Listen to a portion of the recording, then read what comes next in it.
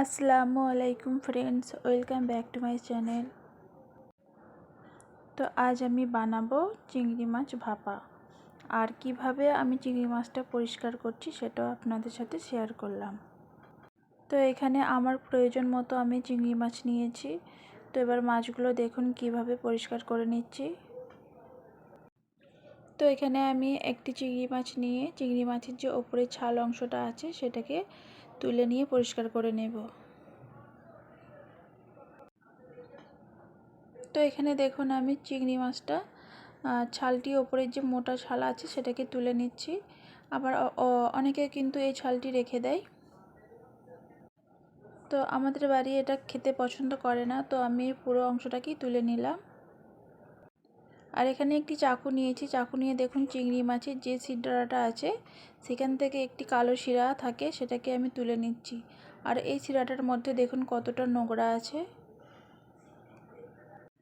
তো অনেকেই কিন্তু এই শিরাটা ফেলে না, দেখেছি, হয়তো জানেও না।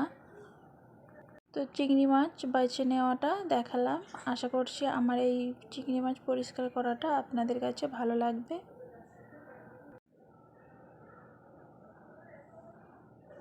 তো এখানেও দেখুন ওইভাবে আবারও কেটে ওই যে শিরাটা আছে সেটা তুলে নিচ্ছি। আর শিরাটার মধ্যে কতটা ময়লা দেখুন, কতটা নোংরা।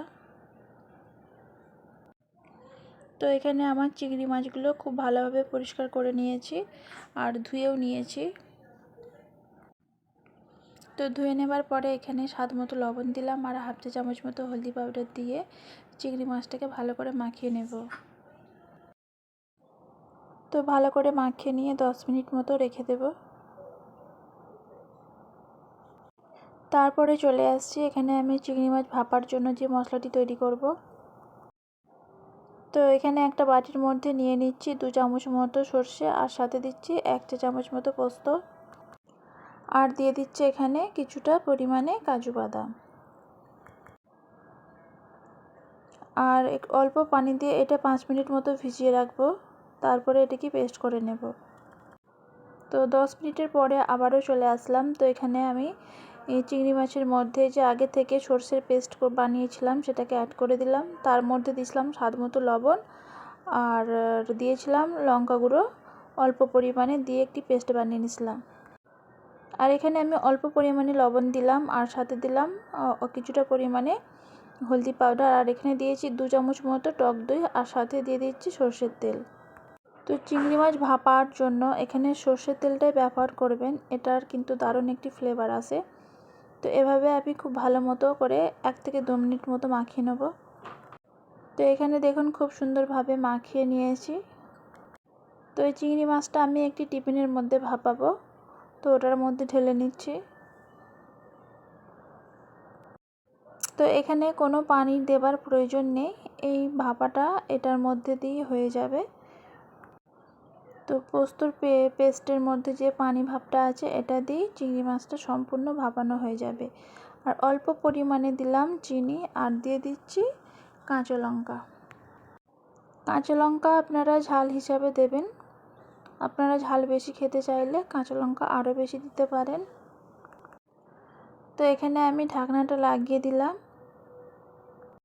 তো ভাপানোর জন্য এখানে একটি কড়াই নিয়েছি আর 1 থেকে 1.5 গ্লাস মতো পানি নিয়ে তার মধ্যে একটি স্ট্যান্ড বসিয়ে দিয়েছি। তো এটার মধ্যে আমি টিফিন কৌটোটা বসিয়ে দেব। তো পানিটা হালকা গরম হয়ে এসেছে, তারপরেই বসিয়ে দিলাম। তো চিংড়ি মাছ ভাপাটা 10 থেকে 15 মিনিট মতো সময় লাগবে, কম বেশিও লাগতে পারে। তো মিডিয়াম ফ্লেমে আমি এই ভাপাটা তৈরি করে নেব। তো এখানে রান্নাটা সম্পূর্ণ হয়ে গেছে আর হালকা গরম আছে, দেখেই বুঝতে পারছেন।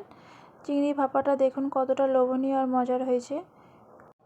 তো চিংড়ি মাছ ভাপা রেসিপিটা আপনাদের কাছে যদি ভালো লেগে থাকে তাহলে সাবস্ক্রাইব আর ভিডিওটিতে একটি লাইক করে দেবেন। ভিডিওটিকে আর বেশি বড় করলাম না, আবারও অন্য কোনো ভিডিও নিয়ে চলে আসবো। আল্লাহ হাফিজ।